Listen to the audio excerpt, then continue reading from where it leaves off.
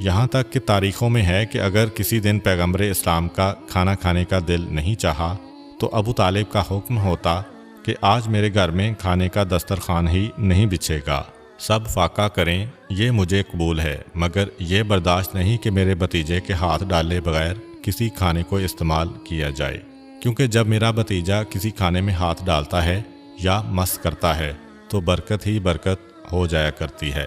ادھر ابو طالب کے یہ احکامات ہیں، ادھر ان کی زوجہ محترمہ جناب فاطمہ بنت اسد بھی کہتی ہیں کہ میں نے مسلسل معجزات پہ معجزات دیکھے۔ فرماتی ہیں کہ ہمارے گھر میں کھجور کا ایک سوکھا ہوا درخت تھا۔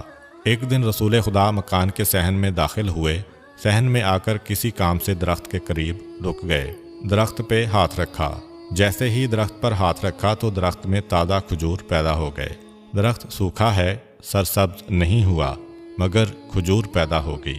جناب فاطمہ کہتی ہیں کہ اب کے بعد اس درخت کا یہ طریقہ ہو گیا کہ دن میں کم سے کم ایک مرتبہ اس میں کھجوریں ضرور آیا کرتی تھیں، اور میں ان کھجوروں کو توڑ کر اپنے گھر والوں کو کھلایا کرتی تھی۔ ایک دن ایسا اتفاق ہوا کہ اس کھجور کے درخت نے ناغہ کر دیا اور کھجوریں نہیں دیں۔ اب پریشان، کیونکہ عادت پڑ گئی تھی۔ تھوڑی دیر بعد میرا بھتیجا مکان میں داخل ہوا۔ میں نے اس سے ایک طرح کی شکایت کی کہ اس درخت کو کیا ہو گیا ہے، اس نے کھجوریں دینا بند کر دی ہیں۔ اتنا سننا تھا کہ میرا بھتیجا آگے بڑھا اور درخت کے قریب پہنچا۔ جناب فاطمہ بنت اسد فرماتی ہیں کہ میں نے دیکھا کہ درخت کی شاخیں جھکیں، پیغمبر اسلام کے چہرے کے قریب آئیں۔